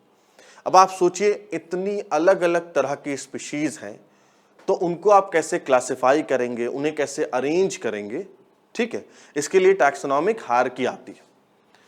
तो अरेंजमेंट क्या होता है? Arrangement of taxonomic category in a definite sequence. तुम पूछोगे ये टैक्सोनॉमिक कैटेगरी क्या होती है भाई? ये टैक्सोनॉमिक कैटेगरी क्या है? देखो बच्चों, किंगडम, या मैं इसको ऐसे इधर से लेके चलता हूं। स्पीशीज सबसे छोटा होता है टैक्सोनॉमिक कैटेगरी। स्पीशीज जब बहुत सेम तरह की स्पीशीज आपस में मिलती है तो क्या बनाती हैं? जीनस। जीनस से बच्चों फिर फैमिली। जब बहुत तरह की सेम तरह की जीनस आपस, अभी मैं इसको आगे एक्सप्लेन करूंगा, वो फैमिली बनती है। फैमिली से बच्चों फिर ऑर्डर बनता है। ऑर्डर से फिर क्लास बनता है। क्लास से बच्चों फाइलम बनता है ना? फाइलम बनता है या डिवीजन बनता है।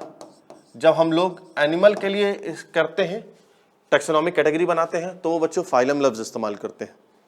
और जब हम लोग प्लांट के सेंस में बात करते हैं, डिवीजन, जैसे तुम लोगों ने पढ़ा होगा, division algae, division bryophyta, division pteridophyta, division gymnosperm, इस तरीके से। ठीक है, और उसके बाद हमारा आता है क्या? किंगडम।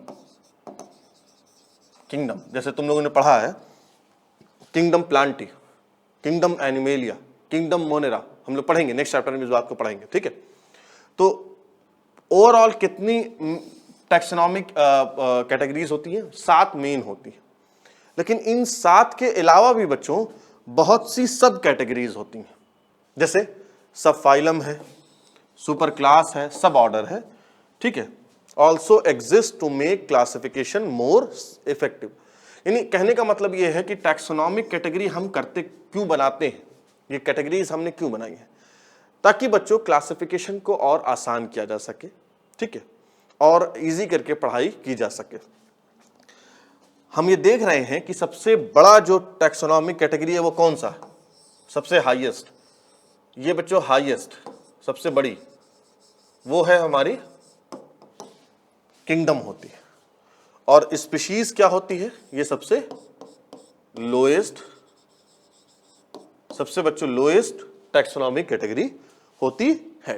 ठीक है, अच्छा, अब जरा कुछ देख लेते हैं। As we go from species to kingdom, number of common characters decrease करती है। ये बात याद रखने वाली बात है। जैसे जैसे हम जैसे जैसे बच्चों हम स्पीशीज से इधर जाने लगते हैं किंगडम की तरफ, कॉमन कैरेक्टर्स क्या होते हैं? कम होने लगते हैं।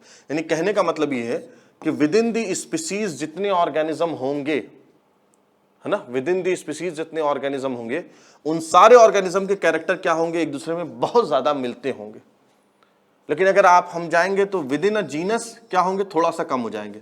विद इन अ फैमिली और कम होंगे, और आगे तक जाते जाते कैरेक्टर्स बच्चों कम होते चले जाएंगे। ठीक है, next, lower the taxa more will be the common characters among the member. वही बात है जो इसको कि जितना लोअर टैक्सा होगा, टैक्सा मतलब ये एक टैक्सा है, ये एक टैक्सा है, ये एक टैक्सा है, यानी जो टैक्सा जितना छोटा होगा, यानी जैसे स्पीशीज है, तो उसके ऑर्गेनिज्म में आपस में क्या होगा? मोर कैरेक्टर्स होंगे, ज्यादा कैरेक्टर्स होंगे। Categories are basic unit of classification. Last है इसमें, ईच कैटेगरी रिप्रेजेंट रैंक या step in taxonomic hierarchy and is known as, बच्चों से हम लोग क्या कहेंगे? टैक्सॉन कहेंगे। ठीक है, एक एक को हम लोग टैक्सॉन कहेंगे। आगे बढ़ते हैं। ठीक है, अब एक एक पे डिस्कस करते हैं। अब वो जो सातों मैंने आपको टैक्सोनॉमिक कैटेगरीज बताई ना, एक एक को डिस्कस करते हैं। सबसे पहले नीचे से सबसे लोएस्ट का टैक्सॉन से स्टार्ट करते हैं, और वो है बच्चों हमारा क्या, स्पीशीज। स्पीशीज क्या होती है? अगर मैं आपसे पूछूं कि बच्चों अगर स्पीशीज को डिफाइन करो तो कैसे डिफाइन करोगे, क्या कहोगे? वो कौन सी चीज होती है जिसे आप स्पीशीज कह सकते हैं? इस स्पीशीज बच्चों सुन लो, ऐसे दो ऑर्गेनिज्म जो आपस में रिप्रोडक्शन कर सकते हो और उनसे उन्हीं की जैसी, मैंने क्या बोला? ऐसे दो ऑर्गेनिज्म जो आपस में रिप्रोडक्शन कर सकते हो और उनसे उन्हीं के जैसी, उन्हीं की सेम तरह दिखने वाली अगर स्पीशीज पैदा होती है, ठीक, तो ये क्या होगा? ये दोनों लोग एक ही स्पीशीज में होंगे, इंक्लूड होंगे। देखो, group of organism which are similar in most of the morphological, anatomical and physiological features. Morphology, anatomy और फिजियोलॉजी तीनों लिहाज से वो क्या होने चाहिए? ऑर्गेनिज्म सेम होने चाहिए। And are capable of interbreeding, यानी आपस में रिप्रोडक्शन भी कर सकते हो। Reproduction is possible with in the member. अगर ऐसा है मामला तो वो क्या होंगे? हम ये मानेंगे कि वो एक ही स्पीसीज के हैं। जैसे लियो है मतलब लॉयन, है ना, टिग्रिस है, आर स्पीसीज इन जीनस पैंथेरा। यानी अगर बच्चों आपको अगर टाइगर का साइंटिफिक, लॉयन का साइंटिफिक नेम लिखना है तो क्या लिखेंगे? पैंथेरा लियो, है ना। लिहाजा शेर की जितनी भी वैरायटी होगी, चाहे व्हाइट टाइगर हो, चाहे वो हमारे ब्राउन वाले टाइगर होते हो, चाहे इंडिया के हो, चाहे बांग्लादेश के हो, चाहे किसी भी दुनिया के मुल्क के हो, वो सारे के सारे क्या होंगे? लियो होंगे, पैंथेरा लियो होंगे। इसी तरीके अगर टाइगर का नाम आपको लिखना है साइंटिफिक नेम तो पैंथेरा टिग्रिस हो जाएगा, है ना। टाइगर किसी भी इलाके के टाइगर हो वो पैंथेरा टिग्रिस ही होंगे, ठीक है। दूसरा बच्चों प्लांट में जैसे ट्यूबरोसम है, नाइग्रम है, आर स्पीसीज इन जीनस सोलेनम। आलू बच्चों, आलू की जो वैरायटी है सोलेनम ट्यूबरोसम। इसी तरीके से सोलेनम नाइग्रम आ जाएगा। मकोई जो होती है ना वो उसमें आ जाएगा। तो ये सारी क्या होंगी? स्पीशीज होंगी। नेक्स्ट आ जाते हैं बच्चों, हमारा जीनस है। जीनस क्या होगा? ग्रुप ऑफ स्पीशीज, वो स्पीशीज जिनके आपस में बच्चों कैरेक्टर्स ज्यादा मिलते हैं, मॉर्फोलॉजिकली, एनाटॉमिकली, फिजियोलॉजिकली, वो सब मिलके एक जीनस बनाते हैं, ठीक है बच्चों। ग्रुप ऑफ रिलेटेड स्पीशीज, जैसे बच्चों पैंथेरा है, अभी मैंने पीछे दिखाया ना, अगर आप लोग देखिए ये साइंटिफिक नेम है, ठीक है। ये देखो ये शेर का यानी लॉयन का साइंटिफिक नेम है, ये टाइगर का है बच्चों, ये इसकी स्पीसीज है और ये क्या है? इसके जीनस है। अब आप देखो शेर और जो चीता जो शेर और टाइगर जो है ना, लॉयन और टाइगर जो है, उनका क्या आप पा रहे हैं कि स्पीसीज तो अलग है लेकिन क्या चीज सेम हो रही है? उनका जीनस सेम हो रहा है। इसी तरीके से बच्चों मैंने आपको बताया सोलेनम ट्यूबरोसम ये आलू क्या है, और सोलेनम नाइग्रम ये मकोई है। तो आप ये देख रहे हैं कि इन दोनों की स्पीशीज क्या हो रही है? अलग हो रही है, लेकिन जीनस क्या है बच्चों? सेम है। यानी ऐसी दो स्पीशीज या ऐसी दो से ज्यादा स्पीशीज जिनकी कैरेक्टर्स आपस में मिलते हो, वो मिलके क्या बनाते हैं? जीनस बनाते हैं, ठीक है बच्चों। जैसे मैंने आपसे कहा कि एक पैंथेरा हो गया, एक सोलेनम हो गया। अब आ गया जो फैमिली, तीसरा है फैमिली में। फिर वही बात, ऐसे बहुत से जीनस जिनके कैरेक्टर्स आपस में काफी मिलते जुलते हैं, वो सारे किस में आ जाएंगे?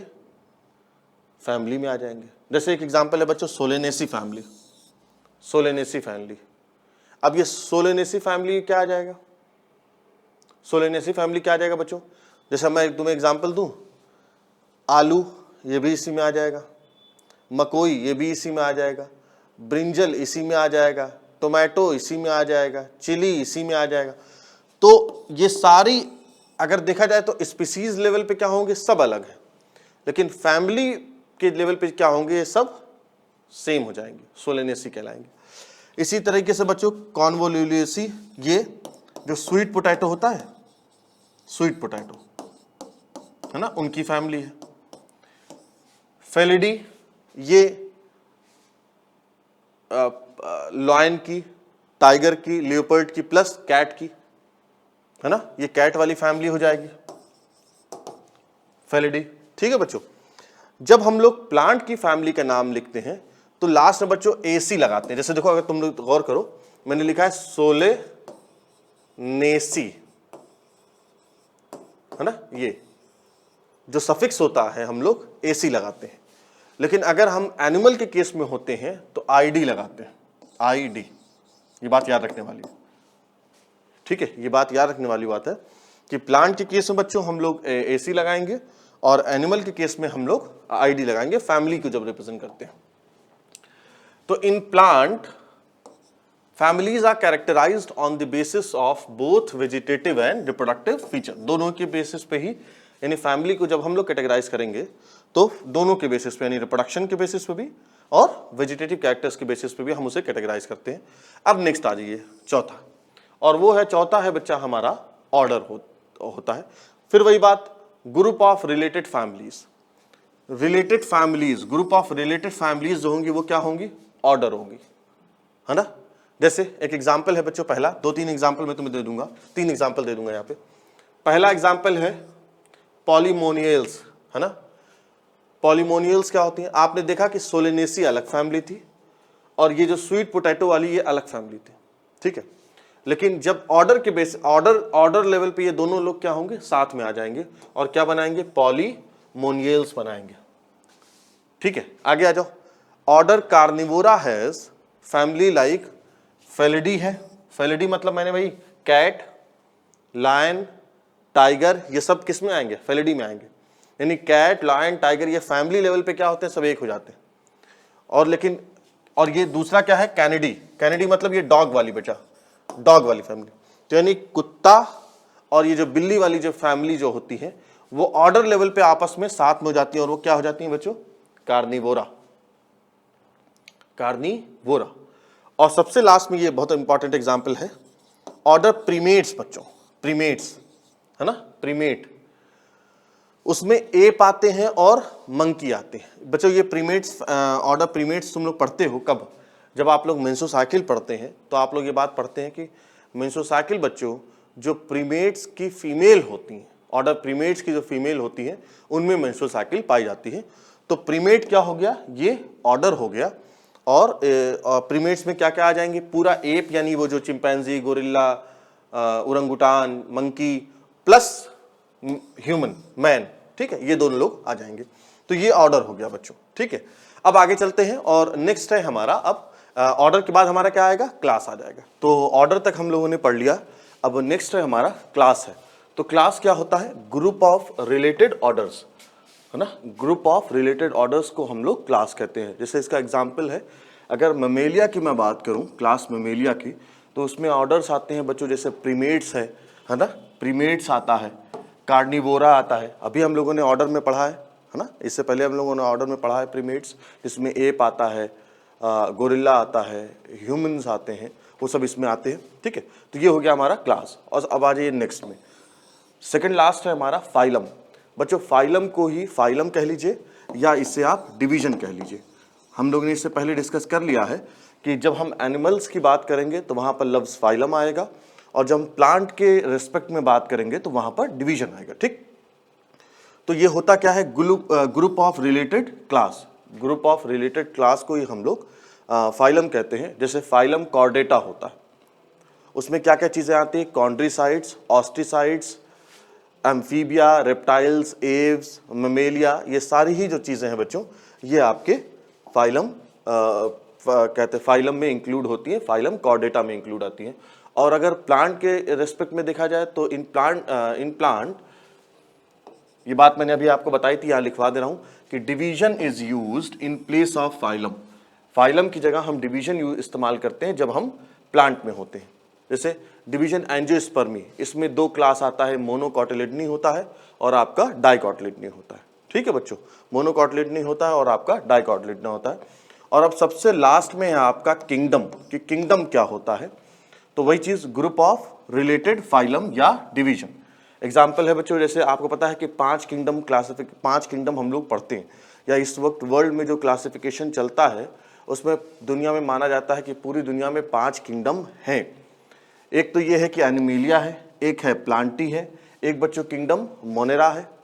हम लोग ये बात नेक्स्ट चैप्टर में यानी बायोलॉजिकल क्लासिफिकेशन वाले चैप्टर में इस बात को पढ़ेंगे, कितने तरह के किंगडम होते हैं और उनको किस बेस पे किन लोगों ने क्लासिफाई किया है। तो सबसे पहले किंगडम मोनेरा होता है बच्चों, किंगडम मोनेरा होता है, किंगडम प्रोटिस्टा होता है, किंगडम फंजाई होता है, किंगडम प्लांटी होता है और किंगडम एनिमेलिया होता है। तो किंगडम क्या हो गया? Group of related phylums. तो ये हो गया बच्चों हमारा टैक्सोनॉमिक हायरार्की। ठीक है, टैक्सोनॉमिक हायरार्की हमारा टॉपिक हो गया, जिसमें हम लोगों ने डिटेल में पढ़ लिया कि स्पीसीज जो सबसे छोटा टैक्सॉन था और सबसे बड़ा टैक्सॉन हमारा किंगडम था, उसके बारे में पूरा हम लोगों ने, उसके बीच में जितनी भी चीज़ें आती हैं, ऑर्डर है, क्लास है, फाइलम है, जीनस है, इन सारी चीज़ों को हम लोगों ने डिटेल में पढ़ लिया। अब आते हैं बच्चों टैक्सोनॉमिक एड। क्या आता है? Taxonomic aid. ये टैक्सोनॉमिक एड क्या होता है? यानी वो चीज़ें जिसके ज़रिए से टैक्सोनॉमिक स्टडी को हेल्प मिले, आसानी हो, है ना, वो सारी चीज़ें जिससे टैक्सोनॉमिक स्टडी को हेल्प मिले। देखो, taxonomic aids they help in taxonomic study of living organism. Living organism की जब हम क्लासिफिकेशन करते हैं या टैक्सोनॉमिक स्टडी करते हैं तो उसमें हमें हेल्प मिले। ठीक है बच्चों, जैसे इसमें 5 मेन आते हैं, मेजर 5। सबसे पहले हर्बेरियम है, बोटेनिकल गार्डन है, जूलॉजिकल पार्क है, म्यूजियम है और कीज है। ये 5 मेन है। अब एक एक करके बेटा इन पे बात करते हैं। सबसे पहले हम लोग स्टार्ट करते हैं कि हर्बेरियम क्या होता है। हर्बेरियम क्या होता है बच्चों? देखो, हर्बेरियम किस तरीके से बनाई जाती है। देखो, ये एक हर्बेरियम शीट होती है ना, एक हर्बेरियम शीट होती है, A4 साइज शीट होती है।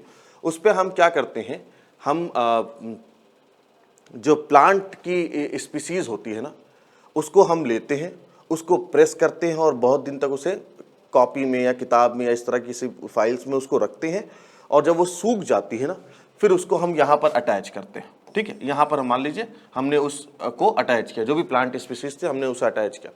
उसके साथ साथ फिर हम यहाँ पर हम बाकायदा हम ये बात बताते हैं कि ये जो प्लांट स्पीसीज है इसका लोकल नेम क्या है, बोटेनिकल नेम क्या है, किस फैमिली से आती है, किसने इसको कलेक्ट किया, किस प्लेस से कलेक्ट किया, ये सारी बातें हम एक A4 शीट साइज पे, जहाँ पर हम प्लांट की कोई भी पार्ट हो सकता है, वो फ्लावर भी हो सकता है, वो लीफ भी हो सकती है, वो बर्ड्स भी हो सकती हैं, हम उसे वहाँ पर अटैच करते हैं। लेकिन वो कैसी होती है? वो ड्राई लीफ या ड्राई प्लांट का कोई इस पार्ट होता है। तो क्या है? Dried pressed plant specimen are pasted on herbarium sheet. इसे हम लोग हर्बेरियम शीट कहते हैं। ये हर्बेरियम शीट है। मैंने जैसे बताया कि हर्बेरियम शीट पे बच्चों इंफॉर्मेशन होगी। क्या क्या होगी? Information about date and place of location, यानी किस दिन आपने इस लीफ को या फ्लावर को किस दिन आपने तोड़ा और किस प्लेस से, किस लोकेशन से आपने ये स्पेसिमेन कलेक्ट किया। उसका नाम क्या है, लोकल नेम चाहे कह लीजिए, नाम क्या है, उसका बोटेनिकल नेम क्या है, किस फैमिली से आता है, किसने कलेक्ट किया, ये सारी बातों को हम यहाँ पर दर्ज करते हैं, यहाँ पर, है ना, किनारे की तरफ एक ये सारी इंफॉर्मेशन को दर्ज किया जाता है। तो herbarium sheets are arranged according to universally accepted system of classification. यानी कहने का मतलब है कि इस हर्बेरियम शीट को क्या हम जो शीट होती है, जैसे एक ये शीट हो गई हमारी, तो क्या इस हर्बेरियम शीट को बच्चों क्या हम रैंडम अरेंज करते हैं, रैंडम अरेंज कर लेते हैं, या किसी क्लासिफिकेशन के बेस पे हम अरेंज करते हैं? तो बच्चों हम रैंडम अरेंज नहीं करते हैं कि आपने सबसे पहले मान लो कोई डाइकॉट की आपको लीफ मिल गई तो आपने सब पहले वाले पेज पे डाइकॉट लगा दिया, फिर दूसरे वाले पेज पे आपने कहते हैं मोनोकॉट लगा दिया, फिर उसके बाद आपने जिम्नोस्पर्म लगा दिया, फिर आपने मोनोकॉट लगा दिया। नहीं, ऐसे नहीं करते, ऐसे नहीं किया जाता बच्चों। तो आप क्लासिफिकेशन के लिहाज से करेंगे, चाहे आप हचिंसन का क्लासिफिकेशन लीजिए, है ना, चाहे आप आइकलर का क्लासिफिकेशन लीजिए, चाहे आप किसी भी जो क्लासिफिकेशन वर्ल्ड में चलते हैं उनके लिहाज से ही हर्बेरियम शीट्स बनाई जाती हैं। ठीक है, next, herbarium serve as quick reference system in taxonomic studies. In taxonomic studies. Next बच्चों, तो सबसे पहला क्या हो गया हमारा, हर्बेरियम शीट हो गई। दूसरा है हमारा बोटेनिकल गार्डन क्या होता है। बोटेनिकल गार्डन बच्चों आप लोग कई बार अपने अपने इलाकों में, अगर आप क्या जहाँ पर भी आप हैं वहाँ पे अगर बोटेनिकल गार्डन है तो आप लोगों ने विजिट किया होगा। वहाँ पर आप लोगों ने देखा होगा कि अलग अलग किस्म के, अलग अलग वेराइटीज़ की, अलग अलग स्पीशीज़ के प्लांट्स होते हैं और उन पे बाकायदा लिखा हुआ होता है। अगर मान लीजिए कोई प्लांट है, मान लीजिए आम का प्लांट है, तो बाकायदा उस पर एक लोहे की शीट लगी होती है और उस पर लिखा होता है कि ये मैंगीफेरा इंडिका है ना, और ये किस फैमिली से आता है, ये नाम उस पर दिया जाता है। तो ये जहाँ पर प्लांट की अलग अलग वैरायटी और स्पीसीज को कलेक्ट किया जाए तो बच्चों उसे हम लोग क्या कहते हैं, बोटेनिकल गार्डन कहते हैं उस प्लेस को, उस जगह को। तो these have collection of living plants, ये लिविंग प्लांट्स के कलेक्शंस होते हैं। Plants are grown for identification purpose, ये आइडेंटिफिकेशन पर्पस के लिए भी होता है। देखो दो चीज़ के लिए इस्तेमाल होता है। एक तो बच्चों बोटेनिकल गार्डन हम टैक्सोनॉमिक स्टडीज़ को आसान करने के लिए, है ना, यानी botanical garden can act as a taxonomic aid, यानी टैक्सोनॉमी को आसान करने के लिए या क्लासिफिकेशन को आसान करने के लिए भी हम या स्टडी को आसान करने के लिए भी हम इस्तेमाल करते हैं। दूसरा बच्चों, ये कंजर्वेशन का एक तरीका है, ये बच्चों कंजर्वेशन का एक तरीका है। और कंजर्वेशन में भी कौन सा तरीका, ex-situ, है ना बेटा। आप लोग जानते हैं कि कंजर्वेशन जो है, कंजर्वेशन यानी अगर कोई स्पीशीज चाहे प्लांट की हो चाहे एनिमल की हो, अगर वो तेजी से खत्म हो रही है तो जाहिर सी बात है गवर्नमेंट है, अलग अलग तरह की NGOs हैं, वो इस पे काम करती हैं कि उन्हें बचाया जाए, उन्हें कंजर्व किया जाए, उन्हें प्रिजर्व किया जाए, उन्हें कंजर्व किया जाए। तो कंजर्व करने के दो तरीके होते हैं बच्चों, एक होता है तुम्हारा ex-situ, एक होता है in situ, in situ conservation, है ना, in situ conservation. In situ conservation क्या होता है बच्चों, इन सीटू कंजर्वेशन क्या होता है कि हम किसी भी प्लांट या एनिमल को कंजर्व करें उसके नेचुरल हैबिटेट में, है ना, उसके नेचुरल हैबिटेट में अगर हम उसको प्रोटेक्ट करते हैं तो वो इसे इन सीटू कंजर्वेशन कहते हैं। ठीक है बच्चों, उसे हम लोग इन सीटू कंजर्वेशन कहते हैं। ex-situ कंजर्वेशन क्या होता है, यानी हम प्लांट या एनिमल को कंजर्व करते हैं उसके नेचुरल हैबिटेट में नहीं, ठीक है, बल्कि एक आर्टिफिशियल हैबिटेट में हम कंजर्व उसे करते हैं। ex-situ कंजर्वेशन बच्चों हम उन्हीं स्पीशीज प्लांट और एनिमल का करते हैं जो बहुत ज़्यादा एक्सटेंट हो गई है, यानी अब ये लग रहा है कि अगर इनको नहीं बचाया गया या इस पर ख़ास ध्यान नहीं दिया तो वो धरती से ख़त्म हो जाएंगे, ठीक है, वो धरती ख़त्म हो जाएंगी। तब उस केस में हम ex-situ कंजर्वेशन करते हैं, ठीक है बच्चों। जैसे तब देखिए इसमें plants are grown for identification purpose, each plant has label indicating its botanical name and family. जैसे मैंने बताया हर एक प्लांट में अगर प्लांट बहुत मोटा होगा तो उसकी स्टेम पे ही बाकायदा ये एक शीट होगी जिसपे ये लिखा होगा कि ये कौन सा बोटेनिकल, उसका कौन सा प्लांट है, उसकी कौन सी फैमिली से आता है। या अगर मान लीजिए कोई हर्ब है, कोई छोटा प्लांट है, तो उसके जस्ट बगल में कहीं ना कहीं शीट होगी जिसके जरिए से हम पता कर लेंगे कि ये कौन सा प्लांट है और किस फैमिली से आता है, ठीक है बच्चों। अच्छा, botanical garden also serve as ex-situ conservation, ये बात मैंने हम लोगों ने अभी डिस्कस किया कि ये ex-situ कंजर्वेशन स्ट्रैटेजी का भी एक तरीका होता है बच्चों। मैंने आप लोगों से फिर बोल दिया है, ex-situ कंजर्वेशन का मतलब होता है कि वो कंजर्वेशन जिसके जरिए से हम प्लांट या एनिमल को बचाएं, प्रोटेक्ट करें उसके नेचुरल हैबिटेट में, उसके नेचुरल हैबिटेट में। नेक्स्ट है हाँ, where plants having risk of extinction. मैंने आपको बता दिया कि हम ex-situ कंजर्वेशन उन प्लांट्स और एनिमल्स के साथ करते हैं जिनमें ये खतरा ज़्यादा होता है कि वो धरती से ख़त्म हो सकते हैं। अच्छा, एनिमल के लिए तो ex-situ कंजर्वेशन हम क्या करते हैं, बोटेनिकल गार्डन अभी आगे पढ़ेंगे बच्चों। और प्लांट के लिए तो हम लोग बोटेनिकल गार्डन के ज़रिए से ex-situ कंजर्वेशन करते हैं, लेकिन एनिमल के लिए बच्चों, एनिमल के लिए हम लोग जू का इस्तेमाल करते हैं। देखो, है ना, हाँ, अब देखो सबसे पहले ये बात थोड़ा सा और कर लेते हैं, फिर आगे चलते हैं जू पे। कि अगर हम बोटेनिकल गार्डन की बात करें तो दुनिया में जो सबसे लार्जेस्ट बोटेनिकल गार्डन है वो बच्चों इंग्लैंड में लंदन के पास एक जगह है क्यू, वहाँ पर, ठीक है, उसे रॉयल बोटेनिकल गार्डन कहते हैं। दुनिया में सबसे बड़ा बोटेनिकल गार्डन जो है वो यही है। इस पे तुम लोग याद रखना बच्चों, इससे कई बार क्वेश्चन आया है आपके पीएमटी में कि सबसे लार्जेस्ट बोटेनिकल गार्डन कौन है, कहाँ है, उसका नाम क्या है। तो ये इंडिया में जो बहुत से बोटेनिकल गार्डन है, लेकिन मैं यहाँ पर दो का नाम लूँगा। एक तो बच्चों आपके लखनऊ में है NBRI national botanical research institute, और दूसरा जो इंडिया में सबसे लार्जेस्ट बोटेनिकल गार्डन है वो आपके कोलकाता के पास जो हावड़ा एक जगह है वहाँ पर है इंडियन बोटेनिकल गार्डन।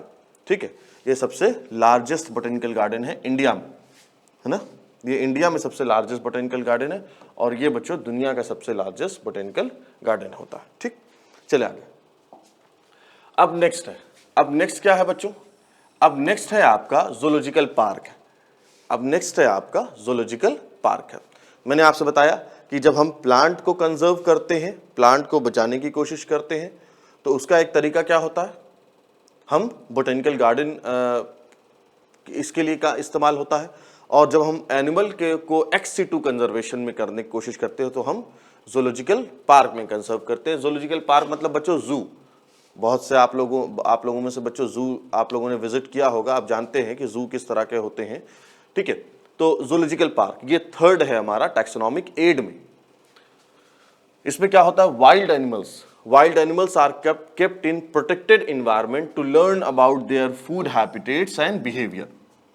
यानी एक जो सबसे, अगर ज़ूलॉजिकल पार्क का आप पूछेंगे सिग्निफिकेंस क्या होता है, इसका फायदा क्या, तो बच्चों एक फायदा तो जो मैंने आपको बताया कि एक्स सिटू कंजर्व कर सकते हैं। आप कोई एनिमल है, आप ये देख रहे हैं कि यार बहुत तेजी से खत्म हो रहा है, तब आप क्या करेंगे, उसे ज़ूलॉजिकल पार्क में कंजर्व करेंगे, जहां पर आप ही उसको खाना देंगे और 24 घंटे आप CCTV कैमरे या दूसरे जरिए से आप उसके निगाह रख सकते हैं कि वो उस पर कोई दिक्कत तो नहीं आ रही है, कोई परेशानी तो नहीं आ रही है ना। दूसरी चीज़ जो इम्पॉर्टेंस होती है ज़ूलॉजिकल पार्क की, कि हम ये समझने की कोशिश करते हैं कि एनिमल्स का बिहेवियर कैसा होता है, वो कैसे काम करते हैं, है ना, वो कब अटैक करते हैं और कब अटैक नहीं करते, है ना। यानी उनकी जो पूरी मेंटल साइकोलॉजी जो है एनिमल की, वो हम ज़ूलॉजिकल पार्क के जरिए से समझ सकते हैं। हम ये समझ सकते हैं कि उनकी फूड हैबिटेट्स क्या है, वो रहते क्या है। ये सारी बातों को हम लोग ज़ूलॉजिकल पार्क में भी समझ सकते हैं अदर देन, हाँ ना। अच्छा, यहां पर क्या होता है बच्चों, बहुत से एनिमल्स के स्केलेटन भी मिलेंगे आपको और आपको स्पेसिमेंस भी मिलेंगे प्रिजर्व्ड इन प्रिजर्वेटिव्स, जैसे फॉर्मेलिन, है ना, फॉर्मेलिन। ठीक है बच्चों, फॉर्मेलिन्स, और they may be preserved as dry species. मैंने आपसे कहा कि कहते हैं बहुत से एनिमल्स के आपको सिर्फ स्केलेटन मिलेंगे, है ना, बहुत से एनिमल्स के आपको स्केलेटन मिलेंगे, और बहुत से एनिमल्स के बच्चों आप लोगों को कहते हैं वो प्रिजर्व मिलेंगे, प्रिजर्व सॉल्यूशंस में मिलेंगे। प्रिजर्व सॉल्यूशन जैसे एक फॉर्मेलिन एग्जांपल है। They may be preserved at dry specimen, जैसे एग्जांपल है insects are preserved in insects box after collecting, killing and pinning, है ना। ठीक है बच्चों, इन कलेक्टिंग, किलिंग और पिनिंग के बाद हम इंसेक्ट्स को प्रिजर्व कर सकते हैं। Larger animals such as birds animals are usually stuffed and preserved. ठीक है बच्चों, नेक्स्ट देखिए। अब सबसे लास्ट जो है उसमें वो कीज है ना। कीज क्या होती है, कीज क्या है बच्चों, used for identification of plants and animal, used for identification of plants and animal. अच्छा, नेक्स्ट क्या है, सेपरेट, जो अगर आप देखा जाए तो टैक्सोनॉमिक कैटेगरीज के लिए ना अलग अलग कीज होती हैं, अलग अलग कीज होती हैं, सेपरेट टैक्सोनॉमिक कीज होती हैं, are required for each taxonomic categories. और जो ये जो कीज बेस्ड होती है ना, ये बहुत इंपॉर्टेंट चीज है बच्चों। कीज किस बेस पे होती हैं, ये कंट्रास्ट कैरेक्टर्स पे बेस्ड होती हैं। कीज जो होती हैं बच्चों, ये कंट्रास्ट कैरेक्टर्स पे बेस्ड होती हैं, which are generally present in paired characters. और पेयर्ड कैरेक्टर्स को हम लोग क्या कहते हैं, कपलेट्स कहते हैं। ठीक है बच्चों, कपलेट्स कहते हैं। और each statement in the keys उसे हम लोग लीड कहते हैं। ठीक है बच्चों, उसे हम लोग लीड कहते हैं। ठीक है बेटा, चलो आगे देखते हैं। तो ये तो जो हमारा था आपका वो टैक्सोनॉमिक एड्स था। अब उसके बाद कुछ और चीज़ें हैं जो हमें टैक्सोनॉमी को समझने में हेल्प करती हैं। उसमें जब सबसे बच्चों है फ्लोरा। फ्लोरा क्या होता है? ये प्लांट की इंफॉर्मेशन देती हैं, उनके हैबिटेट की इंफॉर्मेशन देती हैं, वो आपकी क्या होती हैं? वो बच्चों फ्लोरा होती है। दूसरा आपका है मैनुअल्स। मैनुअल्स क्या होता है? It provide information for identification of name of species found in an area, ये होता है आपका मैनुअल्स। नेक्स्ट है जो थर्ड है इसमें, वो है बच्चों मोनोग्राफ। मोनोग्राफ ये क्या होता है? It has information about any one taxon, किसी एक टैक्सॉन के बारे में इसमें डिटेल में इंफॉर्मेशन होती है आपके मोनोग्राफ में। और इसमें बच्चों सबसे लास्ट जो है वो है catalogue. Catalogue it contain information अलग अलग टाइप के प्लांट और एनिमल स्पेसिमेन के बारे में इसमें इंफॉर्मेशंस होती है। तो ये जो चार मैंने आप लोगों को बताया है, ये भी टैक्सोनॉमिक कहते हैं, टैक्सोनॉमी में हेल्प होती है। अच्छा, हम लोग बात कर रहे हैं बार बार कि टैक्सोनॉमी एग्जैक्टली होती क्या है। टैक्सोनॉमी का मतलब ये होता है बच्चों कि वो ब्रांच ऑफ साइंस जिसमें कैरेक्टराइजेशन हो, आइडेंटिफिकेशन हो, क्लासिफिकेशन हो, नोमेनक्लेचर हो, तो उस ब्रांच ऑफ साइंस को हम लोग टैक्सोनॉमी कहते हैं। बेटा टैक्सोनॉमी में सबसे पहले जो टर्म दिया था वो था आपका, जिन्होंने टर्म दिया था एपीडी कैंडोल। देखो ये दो बातें हैं, काफ़ी क्वेश्चन तुम्हें इस पे मिलेगा, है ना। तो जो टर्म दिया था वो एपीडी कैंडोल है बच्चों। और फादर ऑफ टैक्सोनॉमी जो है वो कौन है? Carlos Linnaeus. Carlos Linnaeus is called the father of taxonomy, इन्हें फादर ऑफ टैक्सोनॉमी कहते हैं। तो मैंने आपको बताया बच्चों टैक्सोनॉमी में क्या क्या चीज़ें इंक्लूड होती है। ये लाइन भी तुम याद रखना, इस लाइन से बच्चों क्वेश्चन बनता है कि टैक्सोनॉमी में क्या क्या चीज़ें आती हैं। तो सबसे पहले कैरेक्टराइजेशन होता है, ठीक। दूसरा है आइडेंटिफिकेशन होता है, कैरेक्टराइजेशन आइडेंटिफिकेशन होगा। उसके बाद बच्चों क्लासिफिकेशन होगा, और सबसे लास्ट में क्या होगा? सबसे लास्ट में आपका नोमेनक्लेचर होगा। तो ये चार चीज़ें हैं, इन चारों चीज़ों को तुम लोग जहन में रखना, इससे बच्चों क्वेश्चन बनता है, इससे क्वेश्चन बनता है। अच्छा, जो मॉडर्न टैक्सोनॉमिक, जो लेटेस्ट में टैक्सोनॉमिक स्टडीज है ना, वो किस बेस पे की जाती हैं, उनका बेस क्या है या उनकी बुनियाद क्या होती है? तो वो बेस्ड होती हैं बच्चों बेस्ड ऑन इंटरनल या एक्सटर्नल स्ट्रक्चर, इंटरनल या एक्सटर्नल स्ट्रक्चर। दूसरा डेवलपमेंट प्रोसेस, इकोलॉजिकल इंफॉर्मेशन, ये वो सारी चीज़ें होती हैं जिनके बेसिस पे हम टैक्सोनॉमिक स्टडीज़ या चीज़ों को क्लासिफाई करते हैं, या टैक्सोनॉमिक स्टडीज़, जो मॉडर्न टैक्सोनॉमिक स्टडीज़ है वो इन चीज़ों पे बेस्ड होती हैं। तो बच्चों ये चैप्टर हमारा कंप्लीट हो गया। मैंने आपसे बताया था ये बहुत छोटा सा चैप्टर, बहुत सा आसान सा चैप्टर है। तो बेटा ये हमारा कंप्लीट हो गया। अब आगे जो हम लोग डिस्कस करेंगे, ठीक है, अब हम लोग आगे जो डिस्कस करेंगे बच्चों, वो हम लोग नेक्स्ट चैप्टर डिस्कस करेंगे जो आपका क्या होगा? बायोलॉजिकल क्लासिफिकेशन होगा। ठीक है, थैंक यू।